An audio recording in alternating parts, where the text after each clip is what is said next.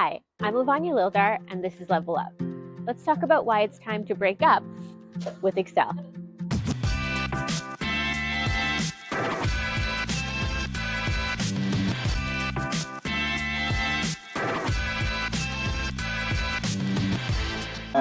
This looks a little bit different than what you're used to. It is, yeah. I'm a little bit nervous. We switched the roles.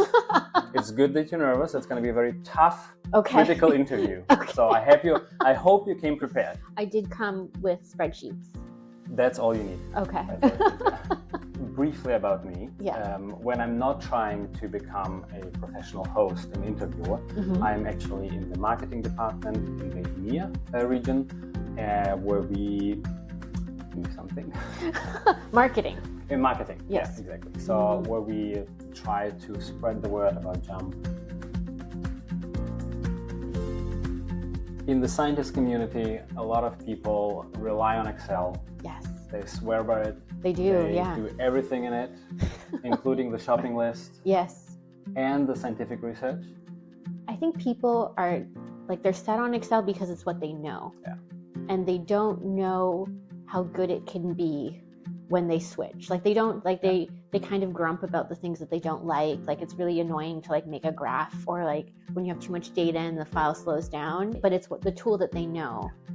So I think when you can show them, oh, I can do this in JMP, and I can just drag and drop. Yeah. And you can show them how you do the same work that you would do in Excel, and that they're equivalent and maybe even a little bit faster, better. At least when we were working in healthcare, that's how I kind of got them on the hook. A lot of the things that my colleagues would come to me and ask were I have this pivot table. How do I make it in JMP? Yeah. And then I would say well, a pivot table is kind of just like your table builder in JMP. Or they're I have this graph. How do I do that in JMP? That's just like your graph builder. So first it's about translating, and then once they know, I think they can just figure out the rest. I could also imagine that it's about identifying the things that don't work as well in Excel, because you don't want to mess around with the things that work, right? Yeah. And then so basically identifying where you hit the limits with Excel, and then show an alternative way. Yeah, definitely when they're my file is slowing down. Yeah. And you're how many rows do you have? And they're 200,000. Right. I'm why don't we try JMP? Do you have any examples where you were able to guide people into JMP, and then they found the solution? Yeah, so what I used to do is I had little lunch and learns where I'd have kind of an office hour, and I'm going to be here. You just come. The doctor is in. You just come, bring your table, we'll talk about it, or whatever issue you've got, we'll figure it out. And then once they built formulas in the formula builder, I don't think they went back. But I also think it's important because it feels like front loading the work, because later once everybody knows, then they go on, they're data literate, they can produce whatever they need, and then they don't need me. So if you could pick, for example, out of all the features and all the capabilities of JMP, do you have a favorite one? Well, I don't like to pick favorites. I know. But so don't tell the other tools that I have a favorite, but it is the graph builder. Yeah, okay.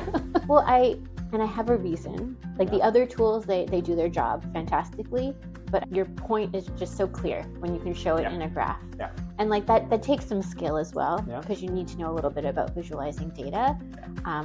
But I feel like an image is much more than if I said the p-value is less than 0.05. I'm not really being kind to the other tools. Don't tell anybody who works with DOE. My lips are sealed. So I think you might have a little bit of data with you as well. I did bring some data. I Yes, prepared. well done, you said it was going to be a yeah. hard interview. I did homework. Yeah. I like to overachieve. So, perfect. So what do you have today? Do you know who Bigfoot is? I might have heard. Okay. Yes. So tell me what you know. Haven't seen one myself. You haven't seen him? Big fella. Yeah.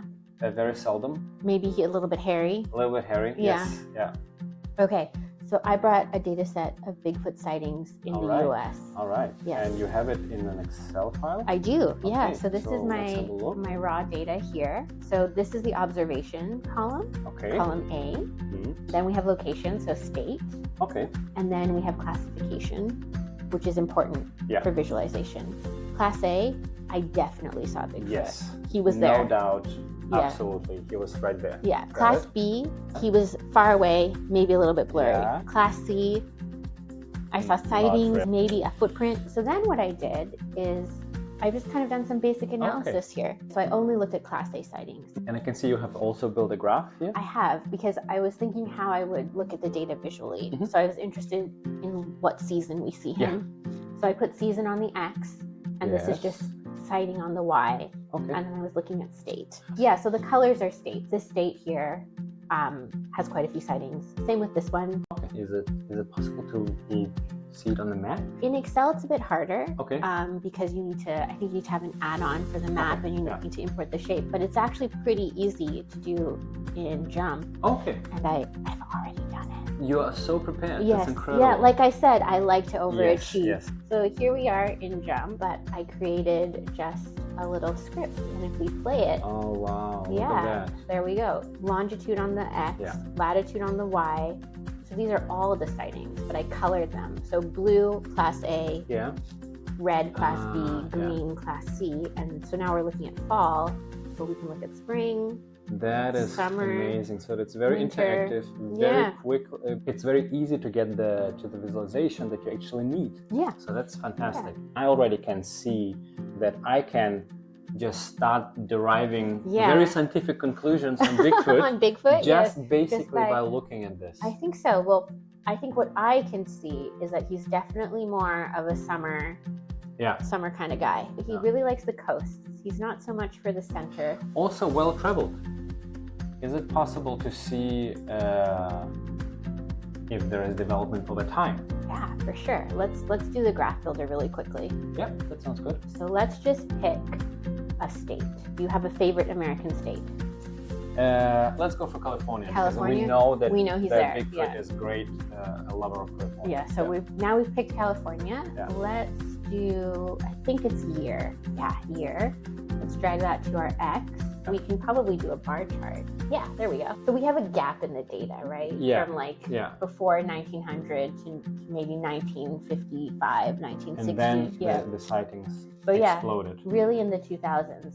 There was kind of the Bigfoot decade. Yes. Where it was on everybody's lips and eyes. Do you believe that Bigfoot is just one Bigfoot that travels a lot and vacations in California and Florida?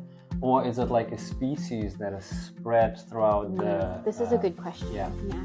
I think the data might say that there might be more than one. There must be more than one, yes. If we're having these many sightings, right?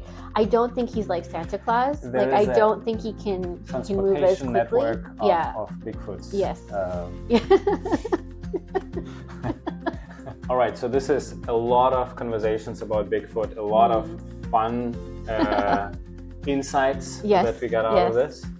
But coming back to working together with people that are working with Excel, what are your main kind of points when talking to people that are very focused on Excel? Yeah, so I think the way I like to frame the discussion is that you really want to pick the tool that's going to do the job for you. And it might be Excel. Like you might have a small data set. You could get away with it in Excel. But if you're starting to see its limitations, if there are things that are starting to bug you, why not try another tool? Like try JMP, see if it can do what you want at a higher level. And also maybe start small. Like start by just translate it first. Like you don't have to be fancy. Like you don't have to go into like DOE or like the quality control stuff. Just like start out with your basic analysis, learn the formula builder, learn the graph builder, and then I think JMP teaches you as you go. So like those things come later, but just start with what the little steps, and you'll figure it out. So get hold of JMP, get your data, import the data, open graph builder, start dropping, drag and drop things, explore. So what is your favorite JMP trick? The matching trick, when you hold down shift and you want to match everything in a formula and it just like populates. Yeah. That's my favorite. Perfect. Good answer. Well, thank you so much. It's been amazing to talk to you, to hear insights, to learn a lot about Bigfoot, but also about the value of JMP.